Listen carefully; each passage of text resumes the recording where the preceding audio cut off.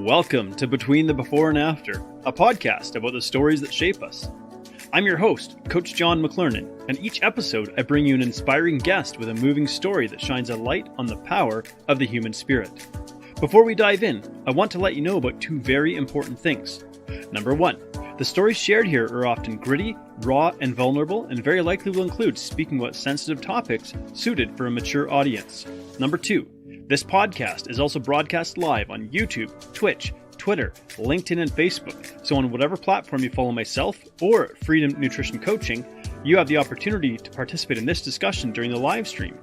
And we encourage your participation both by commenting and asking questions. And so this podcast is about exploring the stories that take place between the before and after photos, not just in the realm of weight loss, but in all areas of life. So let's dive in.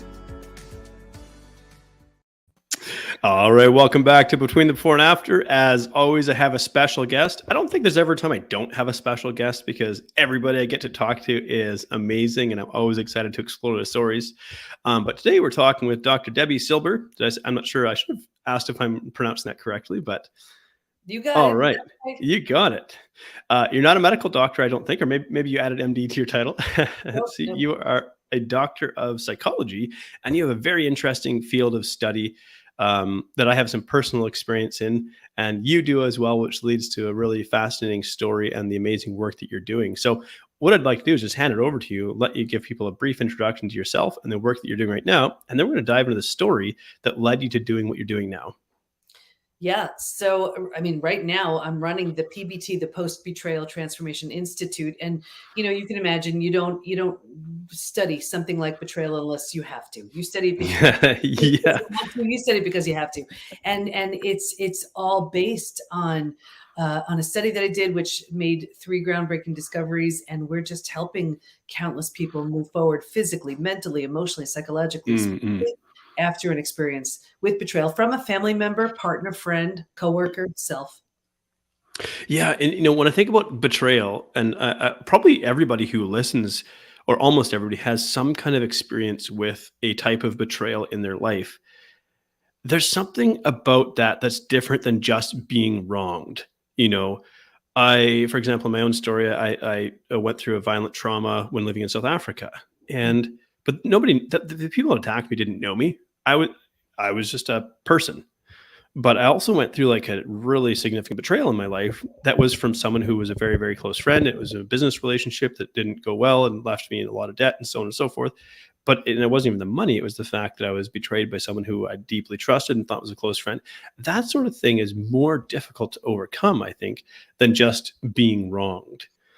What is it about about the human condition that makes something like betrayal so particularly painful and difficult? Well, and you said it, and that was actually one of the discoveries, that it's a very different type of trauma because it feels so intentional. So we take it so personally. And this was the person, or these were the people who gave us a sense of safety and security. So when this is the person, these are the people to shatter that very sense of safety and security. It's traumatizing. And, while we can be betrayed by all kinds of people, it is when it's the people closest to us, it is absolutely traumatizing, and it shocks the body, the mind, the heart. And I think the discussions around mental and emotional health have certainly expanded and broadened, and largely to a positive effect. But I try to be thoughtful around the use of the word trauma, because we know that there's terms on social media that kind of just get grabbed and thrown around flippantly without really kind of a full understanding of what they're saying. And so maybe it'd be helpful just actually for anybody listening to kind of define what are we really talking about when we talk about, so like, what is the sort of dividing line between like just an uncomfortable experience and something that's like legitimately traumatizing? I can speak from the lens of betrayal, and I define it as the breaking of a spoken or unspoken rule. And every relationship has them. So it's when, without our awareness or consent, someone chose to break that spoken or unspoken rule. That's a betrayal.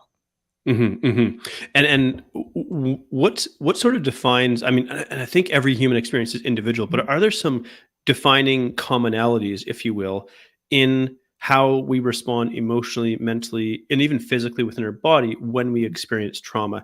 I think what I'm trying to clarify here is how might we know that I've legitimately been traumatized versus I had an uncomfortable experience that I didn't like very much? Right. Well, it depends on the severity of the trauma. Sometimes, we need resiliency skills to bounce back, restore, bring us back to where we were. But then when it comes to the bigger types of trauma, that's where we have an opportunity for transformation completely. And that was actually this in the study that I did, I was studying betrayal Mhm, and mhm, uh post-traumatic growth. And for those who aren't familiar, post-traumatic growth is, I kind of look at it like the upside of trauma, how that trauma, regardless, whether it's death of a loved one, disease, natural disaster, leaves you with a new awareness, insight, perspective you didn't have. But I had been through death of a loved one, and I'd actually been through disease too. And I was like, nope, betrayal feels different for me. I didn't want to assume it was the same for my study participants. So I asked them, if you've been through other traumas besides betrayal, is it different for you? Unanimously, they said, oh my gosh, it's so different. And it's mm, because it feels so intentional. We take it so personally. So think about it. The entire self is shattered: rejection, abandonment, mm, mm, belonging, confidence, worthiness, trust, and they all have to be rebuilt. So I coined a new term, post betrayal transformation, which is, yes, you rebuild your life, but you also need to rebuild yourself. Like, for example, if you mm. lose someone you love, you grieve, you're sad, you mourn the loss. You don't necessarily lose your ability to trust. It doesn't have to be rebuilt. Right, Betrayal right. just brings it to a very different level. So it's not to say what's better or worse, all traumas stink. But what I'm Right, right. saying is, it's the attack to the self is what Yeah. differentiates betrayal. Yeah, which is really, really fascinating to think about. And we often talk about something like a physical death, but I Mhm. think there's also, maybe we could say, like metaphorical deaths, plural, that we experience in life as we go through these experiences, because there is the loss. You mentioned grief as well, the loss of something that we probably can't get back. And in order to transform, we have to be able to move past that. And Mhm. perhaps you could speak to this a little bit too, like what keeps us stuck is maybe not believing it is possible for us to move past that, or not seeing what is possible for us, which is probably why you do such an important and crucial work. Um, what is it that might keep people stuck from Yeah. being able to move forward? You mentioned grieving. That's a really important piece in a very specific spot in when you're healing from betrayal, which is really what the third discovery was all about. I'm happy to share the third, or get Mm-mm. to the second one if you want to hear that, um, because they all tie together when you see it. To answer your question, I could just get right to the third. Mm. This to me was the most exciting. And what we learned was, while we can stay stuck for years, decades, a lifetime, and so many people do, if we're going to fully heal, we're going to move through 5 proven predictable stages. And what's Okay. even more exciting about that is, we even know what happens physically, mentally, and emotionally at every stage. And we know what it takes to move from one stage to the next. Healing now from betrayal is entirely predictable. And I'm happy to Okay. share the 5 stages if that For would. sure, for sure. Yeah. And I think we will get into that, but I wanna leave that as a little nugget of intrigue, because, of course, there's elements of your story that I also wanna explore as well, because, of course, the work that you're doing, what I love about it is, when we get into a work like this, it's very rare that I meet someone who doesn't have deep, intimate personal experience with something. That's a Mhm. part of the whole part of the story here. And so Mhm. if we kinda turn back the clock a little bit here, because I imagine, like, probably growing up, you didn't have this idea that I'm gonna become a betrayal, particularly like a betrayal researcher or a betrayal trauma researcher. What was life like for you, kind of growing up? Where did you grow up? And was there any indication that this is the direction you would go in? Yeah, there was zero indication this was the topic I was going to study. It's actually my 30th year in business. It was health, and then mindset, and then personal development, and psychology, and later on. But it was really, I had a betrayal from my family, and Mhm, then I thought I did everything I needed to do to heal, and then it happened a few years later. This time it was my husband, so that was the mhm, deal breaker. Got him out of the house, and here I am, thinking, okay, well, what's common to these two experiences? I mean, of course, me, but what else? And I realized, in my entire life, I never took my needs seriously. Boundaries were mhm. always getting crossed, and I'm one of those people that believes, if nothing changes, nothing changes. So here Right, I right, was, right. 4 kids, 6 dogs, a thriving business, and I was like, nope, a book isn't helping me out of this mess. I need to get a whole PhD in it. So I enrolled in this Mm-mm. PhD program in transpersonal psychology, psychology of transformation and human potential. And while I was there, I did that study on betrayal. It led to the three groundbreaking discoveries, which changed my health, my family, my work, my life. But it was when I was going through that study, I just remember thinking to myself, I don't know how I'm going to heal from this, but if I do, I'm taking everybody with me.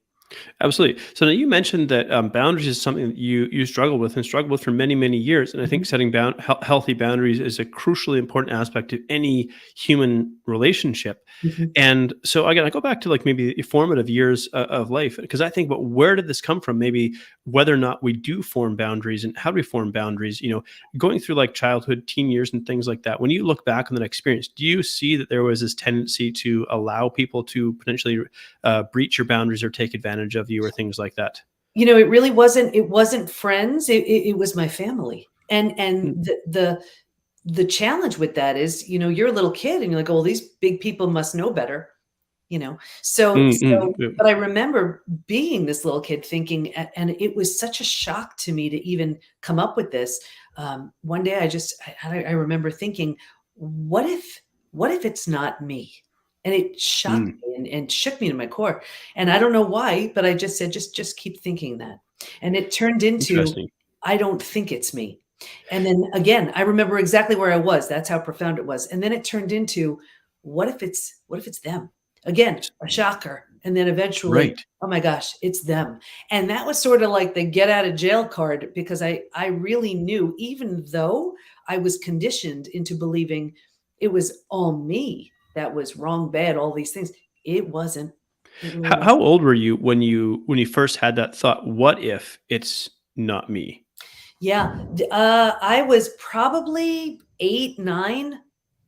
8, 9 years old. And like, where were you growing up? What sort of like somewhere? I'm guessing you're from the U.S. Do I have that right? Yes, yes, yes. So I was in New York, and I'm telling you, I remember I was standing by a tree. Like, I remember that's how huge this was, that I Okay, so you're remember eight, that. 8 years old. You're in New York. You're standing by a tree. Was this at school or where was this taking place? No, no, I was out. I wasn't in school, but I'm telling you, it shocked. It just was such a contrary way to think. But Mm, it mm, but mm. I don't even know what compelled me just to keep going with that. But it eventually became So the belief, and started this belief system that, and it really, then it was based on, well, wait a second, people like me, I have friends, and it was, as a little kid, you're yeah, like, I yeah. can't be that bad, right? And So it just grew and grew. yeah, I think what I'm curious about here then is like, if at 8 years old you're already asking questions, what if it's not me? And you've mentioned like family members. Mhm. What were people doing to you at that age, at 8 years of age or younger than that, that had you like what was happening there that had you wondering, hey, something about this isn't right and I can't quite figure it out. Yeah, it was mental, verbal, emotional abuse. Nothing sexual, nothing Mhm, physical, mhm. but enough where, you're being told things, you're being fed things, you're believing these things, and it gets you to completely believe in Yeah, this, by all in these means. beliefs that absolutely don't serve. And listen, people are acting from their current level of consciousness. So it wasn't Mhm, mhm. intentional. They were doing the best they could with what they had available to them. But I'll never forget, even just years later, where I always have a bunch of dogs. And I Mhm, remember mhm. looking at them one day thinking, I would never expect my dogs to act anything other than dogs. Like, why Right. would I ever expect anybody from a, certain level of where they are to act anything other than what they've always done? Mm. So what family member, if you don't mind sharing, that is, what family Yeah, members were, it's were not, I'm not looking to throw anybody under the bus, but yeah, but it really got me thinking very, very differently. And then, like I said, I thought I did everything I needed to do to heal. And then a few years later, it it it comes back? happened, and this time it was my husband. And it's interesting because when we talk about betrayal, a clear sign of an unhealed betrayal is repeat betrayal, where the Of face has course, yeah. changed, but it's the same thing. And I mean, we can spot an unhealed betrayal in work, in health, in relationship, and we keep getting opportunities in the form of people to teach us something. We are Mhm. lovable and deserving. We need better boundaries in place, whatever it is. And until and unless we get that, we're going to have these opportunities in the form of people to teach us. But think about it. Look, in my experience, for me to have that betrayal by my husband, and then for me to do something so huge for me, which was enroll in that PhD program, which changed my life. I mean, we made the discoveries, opened up the PBT Institute, the books, the TEDx talks, the Mm-mm. podcast, everything. It was, lesson learned, no reason to repeat itself. And that's the problem with so many people. They have this one belief.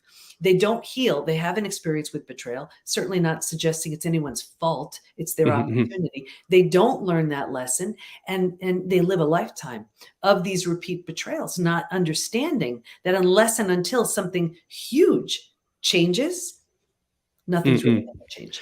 Yeah, right. So there was a point in your experience when you went for "What if it's not me?" to Mhm. "I think it's them." Is this like a year or two later? Is this like you're a teenager now? Is this you're a young adult now? When did the switch go from "I wonder if it's not me" to "I'm quite sure it's them"? Yeah, it took this whole process took a couple of years because keep in mind there was nothing I was do like it wasn't like I was Mm-mm-mm. following any sort of protocol. I mean, this was For just sure. me as a kid winging it and Kind whatever of came exploring up. life. Yeah, and so Yeah. it definitely took a couple of years. And not only that, of course, this is like happening, sort of pre-internet days. I'm quite certain, Mhm. and Yep. as such, not access to the same sort of level of information, communication, all that kind of stuff either, right? So, I mean, I think it's remarkable that you had this sort of sense of intuition that like something doesn't feel right about this, and I'm beginning to recognize this is not about me. Did that begin to affect your interactions with other people, maybe with friends, with schoolmates, things like that, as again you continue to go through your formative years? Yeah, it was always that question of if I'm that bad, why do people like me? Why do I have friends? I'm okay. I think that I'm a Mm-mm, nice mm-mm, person.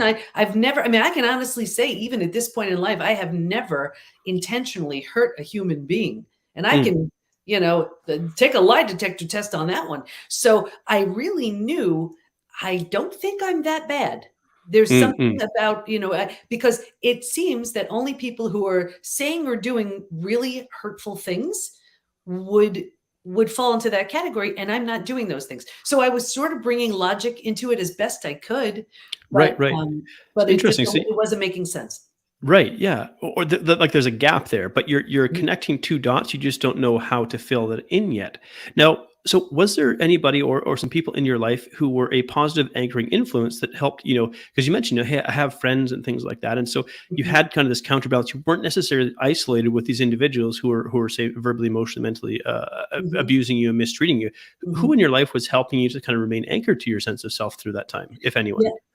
By the time I was probably, I mean, I met my husband at 18, and I Mm, would have to say, if I really think about it, my in-laws, who okay. just saw me from such a different lens, and I to this day, I mean, I have such a beautiful relationship with them, and Mm-mm. that was if I had to name, anybody, it would really be my in-laws. But other than that, no one. It was a total like self-learned, just keep going with this idea. For sure. So you mentioned that you met your husband at 18. Is that which is Yeah, so still we quite young?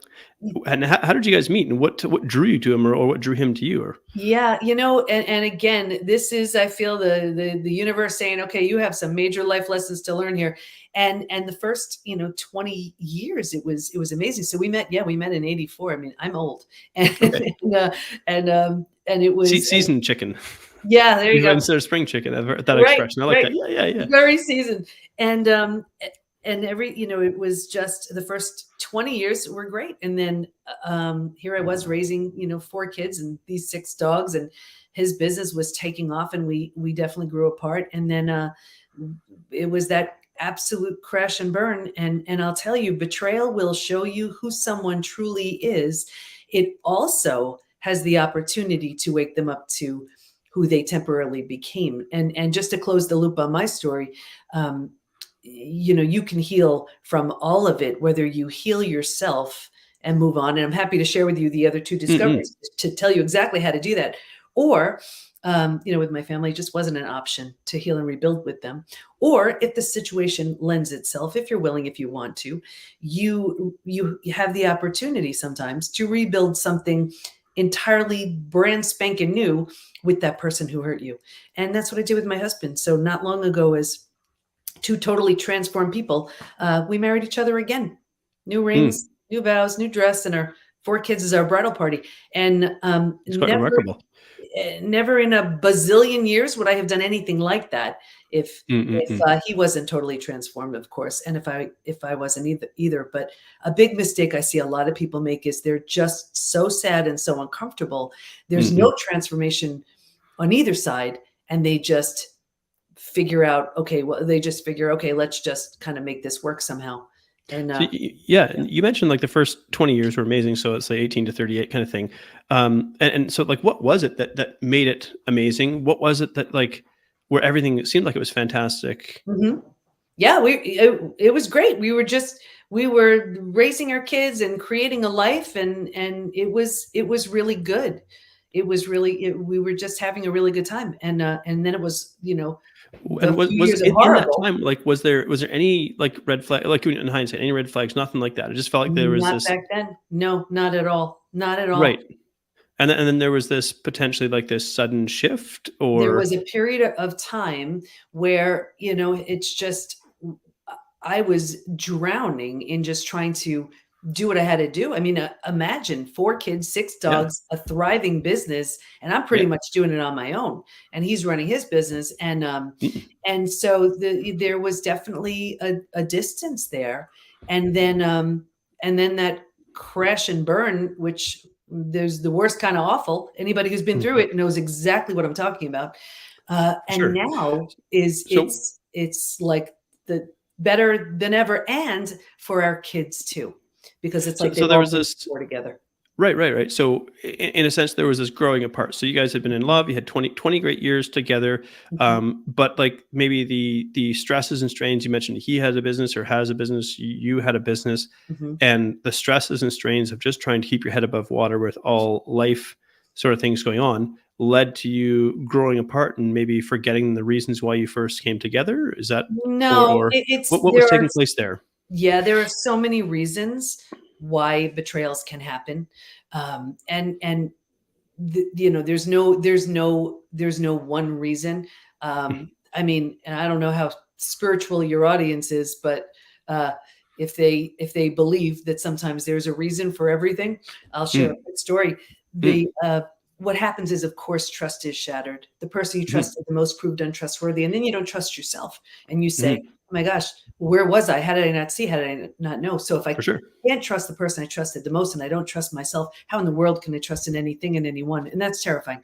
So, Absolutely. and the study proved this, that we move towards spirituality because we need, or we're looking for some type of connection, whether it's Mhm, the spiritual side of our religion. Some people abandon religion completely. Some people who weren't spiritual at all became spiritual, and it's understandable. They're looking for that type of connection. They're looking to mm, trust in something or someone. So I had no connection.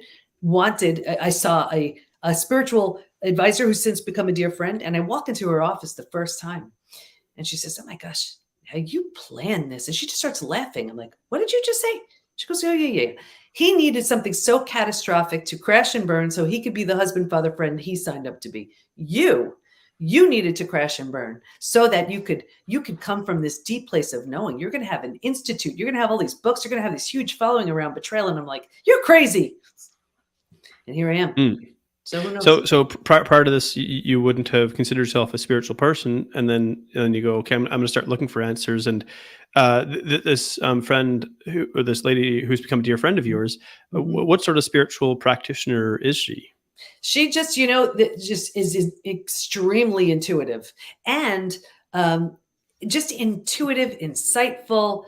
It was just, I don't know, all of it was very, intuitively guided. Even for me to take on that particular PhD program, like why was I guided to that one? Mm-mm. It all made so much sense later on. And now, I mean, Right, everything right. she said, actually, it's I'm living it, so I get it. You know. Yeah. And I'm kind of curious about this then. So, like, when you say guided, like, who or what benevolent force do you view as kind of guiding or steering or directing these experiences and leading in this direction? Well, I believe, our highest version of ourselves are really what we're able to tap into to guide us. And it's Mm, when we're or God, source, universe, I mean, whatever it is for you. mhm, mhm, But what is so striking in so many people who've been betrayed, they learn to sharpen that intuition, and they realize that very often they turned it down, they turned it off. And mm, it's mm, one of those absolutely. things, and I learned, I mean, I've been coaching thousands of people for over 30 years, Mm, and absolutely. sometimes they're like, "Well, how'd you know that? How did you?" It's like the ability to hear what isn't being said, and it just, I guess it makes for a good coach, and it's just something we all have it. It's I don't know, Yeah. something I So just feel for. yeah. And what was like, we talked about this when their husband had betrayed you. What was this betrayal? And did it take place like suddenly, or did it take place over a period of time? Like, was it like little by little, or was it Yeah, like a it was sudden? infidelity, and that was the deal breaker. There's Mhm, just mhm, there was just no room for that. Now, I for will sure. tell you, there were 3 groups in the study who did not heal. Mhm, And one group in particular, this was the group that had where the betrayer had very little consequences. And I mm, saw mm, 2 things with this group. Number 1, a further deterioration of the relationship, and 2, this group was the most physically sick. Your mhm, broken mhm, heart can't handle that. And that was the deal breaker, and so here I was like, "Okay, I'm just gonna heal," and that's it. That was my only intention, and people are so afraid of that, the complete death and destruction of the old, but mm, that's mm. the only way to birth the new, whether it's Right. just a new you or a new, collective, you and the person who hurt you as a very different, you're both totally different. That's the possibility. So going through that experience, what ages were your kids when this took place? Were they They were still at home? teenagers. They were teenagers. Yeah. And I think one of the reasons why my husband transformed to the level that he did was he was the one who told them. And I Mm, would never okay. say what's right or wrong Mhm, for mhm. a particular Absolutely. person, but I think if anything is gonna have you wake up and realize what's important, it's losing all the people that mattered most. Mm, mm. So, would it be fair to say that this was not necessarily a sort of malicious act, but maybe like an error in ways because you guys had grown apart. There was maybe some unmet needs or things like that, and so it sort of led down this path, looking to meet needs elsewhere. But really, it wasn't done with this malicious intent to destroy you per se. I think with so many, and we actually have our rebuild program, which is specifically for the betrayer. So I Mhm, speak to them and I get to know their motivations behind things. It's as it's malicious in that it's causing a depth of pain that is indescribable to mm, another mm, human being. It is totally and completely selfish because the person isn't thinking about what that hurt is causing. Now, it all depends. If there's, let's say, a narcissist who just there's zero empathy and mm, mm. they're Yeah, not having any empathy before, after, during, it's a different story. for But, sure. and there are ranges and scales and all of that. But it's the lack of consideration for the damage that's about to be caused. And I guess one of the reasons why, let's say, like I'm an empath and I'm a highly Mm, mm, sensitive empath. So I'm always feeling what that other person would feel if I were to do something. So mm, it's mm. I live very simply. Is this going to hurt someone? Yeah. Okay. Don't do it. Period. End of story. And the way, and then I feel everybody lives that same way. And I'm always shocked and amazed that that's not the case.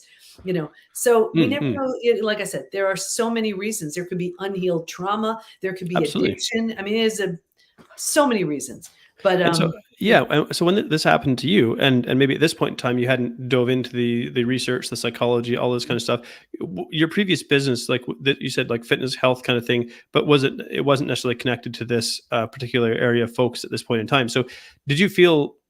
I mean, in hindsight, like that you're not really equipped, and maybe we never really are until we go through it, but really equipped with the tools to deal with this. And then the follow up question would be, when you experience this sort of level of sort of indescribable hurt, what mhm. place does that lead you to, and what actions did it lead you to taking? Yeah. Well, yeah, I was in like the lifestyle business, helping people just whether it's health, mindset, personal development. I mean, that's what I was doing. And the beauty about that is we use a lot of that within the PBT Institute, because sometimes what you eat and how you move are the only things you have control of. So, Mm-mm. it's a great place to start. And of course, you'll feel better. You'll have clarity and a greater ability to focus as you're moving through these things. So I took a lot, like you look back, of course, you're like, oh, I get why I did that now. It all makes sense. Anything that works, we still, we're using within the Institute. But it's just, I was in business, like I said, for 30 years. I had no preparation for anything like this. And Mm-mm. who does? Who Absolutely. but it was after that, the pain was so profound. Like a book wasn't helping me out of this mess. I needed a whole PhD in it. And I was Right, right. diving full in with the sole intention of healing. That's it. I had no idea. I had no idea a roadmap was going to show up. I mean, I would love to get to the discoveries so you Mm. can see what emerged as a result of all of this. But I just wanted to heal, and I wanted my kids okay, period. Mm-mm.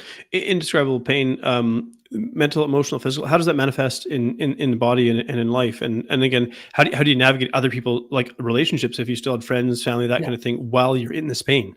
Yeah. Well, that was actually the second discovery, what you just described. What was learned was, what was discovered is there's a collection of symptoms, physical, mental, and emotional, so common to betrayal. It's known as post-betrayal syndrome. Now, Mm-hmm. we've had 80,000 plus people take our post-betrayal syndrome quiz on our site to see to what extent they're struggling. And I pull the stats from the quiz every couple of months to Mm-mm. see where people land. Happy to share them. If you want to hear it, because the physical, mental, and emotional symptoms stemming from the betrayal, whether it's a betrayal that happened 40, 50 years ago, it doesn't matter. These are symptoms that people walk around today, and then they medicate or suppress the symptoms, thinking, Yeah. oh, it's due to stress. Oh, it's anxiety. Oh, it's this or aging. No, it's not. It's your unhealed betrayal. Mm-hmm. Absolutely. And so, in your personal experience, what was it that showed up for you? Yeah, I mean, it was the anxiety, it was the sleep issues, the adrenal fatigue. Mm-hmm. Um, so many. It's yeah. I mean, I could read a few. Would you want to hear Mm.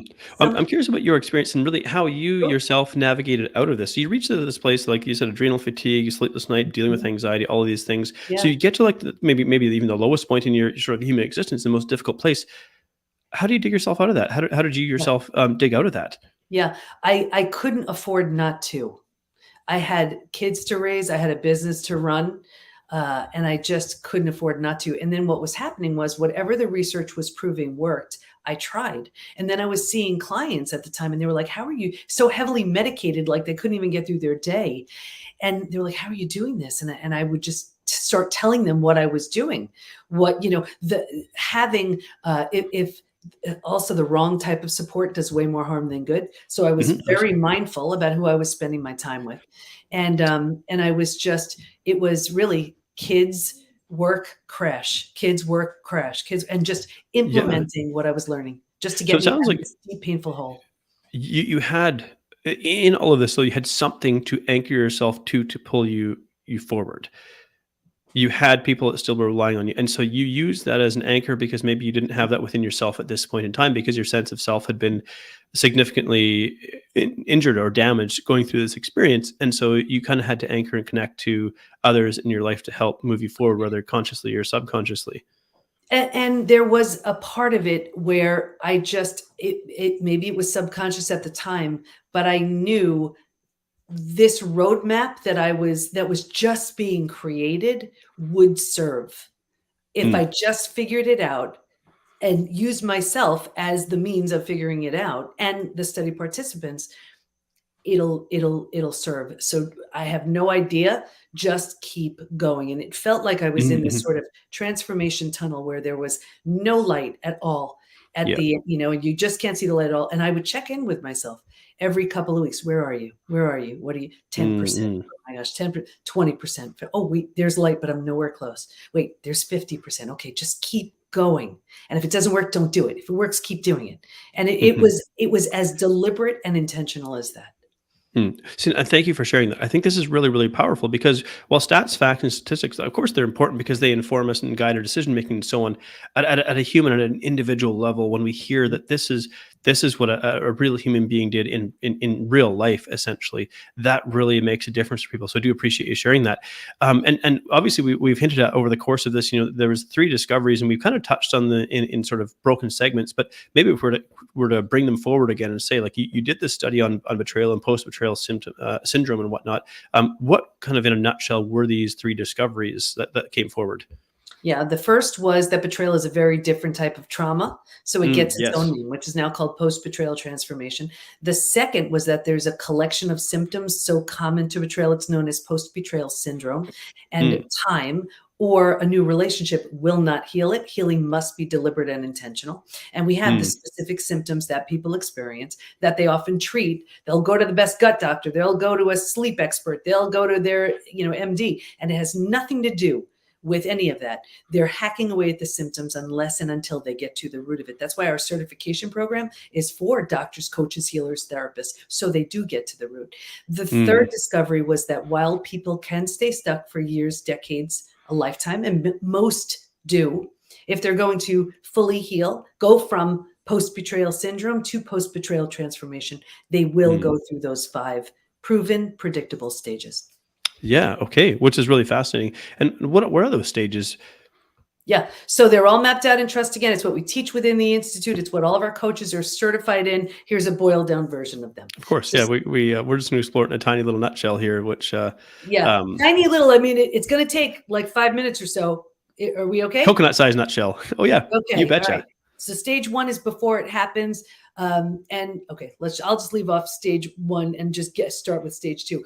Yeah. Stage 2, the scariest of all of the stages, shock, trauma, D-Day, discovery day, the scariest. And it's the Mm, breakdown of the body, the mind, and the worldview. Right here, you've ignited the stress response. You're headed for every single stress-related symptom, illness, condition, disease. Your mind is at a complete and total state of chaos and overwhelm. You can't wrap your mind around what you just learned. Makes no sense. Your worldview has just been shattered. That's your mental model. The rules that govern us, that prevent chaos. Don't go there. Trust this person. mm, And in mm, this mm. one life-altering moment, every rule you've known and held to be real and true is no longer. The bottom is bottomed out, and a new bottom hasn't been formed yet. It's traumatizing. But think about it. Right. If the bottom were to bottom out on you, what would you do? You grab hold of anything you could to stay Mhm. safe and stay alive. And that's stage 3. So Survival instincts. Yeah. So stage 2, it's individual, of course, but do we know that we see approximately, is this like 48 hours? Is this 2 weeks? Or what do we see in terms of time frame that people might be in this place? Yeah, it has more to do with willingness than anything else. Interesting. The more Fascinating. resistant someone is, they'll stay there for a really long time. Okay. Resistance and willingness had more to do with anything than time. Mm. Super important. I'm glad you shared that. Yeah. Okay, so stage 3 then. Stage 3 is by far, hands down, the most common place we get stuck. It's the most practical out of all of the Mhm. stages. How do I survive this experience? Where do I go? Who can I trust? How do I feed my kids?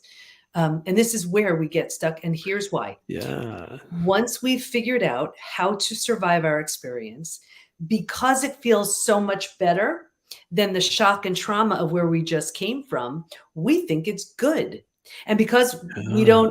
don't know there's a stage 4 or stage 5, transformation doesn't even begin until stage 4. But because we don't know there's anywhere else to go, we park here, we plant roots here. We're not supposed to, but we do. And 4 things happen. The first thing is we start getting all these small self benefits from being here. You get your story, Mm. you get to be right, you get sympathy from everybody, and on Mm, some level mm. that feels good. So you plant roots here. Because you're here longer than you should be, now your mind starts doing things like, well, maybe you're not all that great. Maybe just, Acclimatize. and so you plant deeper roots. Now, because this is where you are and these are the thoughts you're thinking, well, this is the energy you're putting out. Like energy attracts like energy. So now you Mm. start attracting people and circumstances and relationships towards you to confirm, yep, this is where you belong. Gets worse, but I'll get you out of here. Because it feels so bad, but we don't know there's anywhere else to go. Right here, we resign ourselves. We're like, this stinks, but I have to work. I have to feed my kids. So we Mhm. start using food, drugs, alcohol, work, TV, whatever it is, right? To numb, avoid, and distract ourselves. So think about it. We do it for a day, a week, a month now, to habit, a year, 10 years. I can see someone 10 years out and say, that emotional eating you're doing, that numbing in front of the TV, do you think that has anything to do with your betrayal? And they look at me like I'm crazy and they say it happened 10 years ago. All they did was put themselves in stage 3 and stay there. Mm-hmm. Does that make sense? Absolutely, it does. Yeah. Yeah. And So that's why I wrote, how do we get out of stage 3 then? yeah. And that's why I wrote From Hardened to Healed, because while trust again moves you through all 5 stages, everybody's winding up and staying in stage 3. So From Hardened to Healed is just for stage 3. Anyway, Yeah. if you're willing, again, there's that word again, willing to let go of the small self benefits, grieve, mourn the loss, bunch of things you need to do, you move to stage 4. Stage 4 is finding and adjusting to a new normal. Here's where Mm, you acknowledge, I can't undo what happened, but I control what I do with it. Right there in that decision, you're turning down the stress response. You're not healing just yet, but you just stopped the massive damage you were creating in stages 2 and stage 3. mm. Stage 4 feels like if you've ever moved. If you've ever moved to a new house, office, condo, apartment, whatever, you know, all your stuff is in there. It's not cozy yet, but you're like, okay, we can do this. It feels like that. But think about it. If you were to move, you don't take everything with you. You don't Mm. take the things that don't represent who you want to be in your new space. And what I found was if your friends weren't there for you, right in this very spot of stage 4, you outgrow them. You don't take them with you. So what, because you mentioned leaving behind some self benefits, which is of course Mhm. part of what keeps people stuck. What compels people to let go of those benefits and move into this uncomfortable space? What is it that makes me want to pull forward from that? Yeah, you know, I did 2 TEDx talks, and in the first one, I remember saying, when the pain of where you are becomes greater than the fear of the unknown, you jump. Mm, absolutely. And Yeah. it's a big moment where you are receiving benefits, but life stinks. You're Mm, not mm, mm. feeling good in your health, in your relationships, in your work, in anything. And you're just fine. Yeah, I'm fine. No, you're not. You're stuck. Yeah. So when you realize there's so much more, once you're willing to let go of the story and all the people that go along with it and all of that, that's where transformation begins. But it's Mhm. very scary. You know how many people we work with who will sabotage their healing because Yeah. they don't want to outgrow their betrayer. Mm. Now, Isn't that there's no fascinating? change in the betrayer, but it's just the only benefit is familiarity. That's it. Mm-mm. So then stage 4 is you made the move to a new normal. Stage 5, which sounds kind of Yeah. exciting to me. I'm interested to now Yeah. hear what. So when you're settling in to stage 4 mentally, you're making it cozy, you're making it home. You move into the 5th most beautiful stage, and this is healing, rebirth, and a new worldview. The Mm, body starts to heal. Self-love, self-care, eating well, exercise. You didn't have the bandwidth for that earlier. Now you do. The mind is healing. You're making new rules. You're making new boundaries based on the road you just traveled, and you have a mm, new worldview based on what you see so clearly now. mm. So now to go back to your individual and personal story, because this is fascinating. This prompts the question: Mhm. what sort of communication was it that opened the door to reconciliation with your husband, and Yeah. and maybe who opened that door? Yeah. Well, you know, so he was out of the house immediately. Of course, I had to be in touch with him for the kids, and it was within days he got rid of his fancy things and this and that, and it's like he woke up in the biggest kind of way. And he said, "Well, what can I do? What can I tell me to read, study, anything?" And it just emerged. I said, "Well, listen, I'm very spiritual, so if you have any interest, that's it. You know, just read some books." And he took to it, and it began the most incredible transformation in him. There's something about being confronted with your own behavior that Mm-hmm. just absolutely wakes you up, and that's what it did for him. And he just took it and ran with it, and he became someone really that's transformation. You take all the parts of you love, and you leave behind everything that no longer serves. Hmm. So from the time that the betrayal took place to the time that you began to be reconciled and Mhm. healed, what was that time frame? Yeah, it was the exact amount of time I don't know, but a year or 2, it was definitely, yeah, it wasn't a tremendous amount of time. I mean, keep in mind, he radically transformed because he was the one who told the kids, and then I don't have easy Mm. kids like, "Oh, okay, no problem." No, they really let him know exactly But I think what this he is really important to highlight, Mhm. that because it means that maybe we have the idea that this is gonna take many years to heal. And it's like it Not doesn't with a have to. roadmap. No, not Doesn't at have to. all. So then, did you end up getting back together while you were studying for your PhD? And It was he, was like, aware that this is, like, your study and Oh, this is what you're yeah. doing? Very much so, and then, and I think, I healed as quickly as I did because, I mean, I was doing the work. I mean, that's really Mhm. it, and and then his healing continued. I mean, think about this. I birthed an entire institute Mhm. off of Mhm. what he did. Now, this is how you know someone is transformed. You would think, like when I wrote Trust Again, my story's in there, Mm. and I thought I sat the kids down. I told him, I said, okay, it's all in here. And I thought the kids would be like, oh, come on, mom. They were Mm-mm. right behind me. And my biggest supporter was my husband. And he said, you know Mm. what, you're gonna show the world that betrayers can change too. So Mm. Powerful. Debbie, you got a fascinating story and just tremendous insight and wisdom gleaned from life experience. I love how you turned a mess into an incredibly powerful message. Thinking of messages here, those who've listened to this conversation today, if they could take one thing away from this, what is it you would like them to take away? yeah. You know, a few things, and I know you said one, but I'll make it quick. Just because it happened to you, it's not about you. That's the first thing. Mhm. And the second thing is I didn't do anything anyone else couldn't do. Staying stuck is a choice. I did the research, I have the proof. Staying stuck is a choice and it's a bad one. Move through the 5 stages and enjoy what stage 5 brings you. Staying stuck is a choice. I love that because we could look at that like, how dare you say that to me? Or we could look like this is empowering. I Well, I'm don't saying have it to with stay love, and stuck. I hope that's how it's received. That's what we want. Debbie, thank you so much for being on today. It's truly been a pleasure. Thank you for all the amazing work that you do, and I'm excited to see what comes out from the future. Thank you. Thank you so much for tuning in to Between the this episode. Please like, share, subscribe, or leave a review because that helps this podcast to reach and inspire more people. I love exploring the stories that take place between the before and after, the powerful experiences that shape who we become. And I love human potential. I love the possibilities that lie within us. So whatever you may be up against, I hope these stories inspire you because if you're still here, your story's not done yet, so keep moving forward.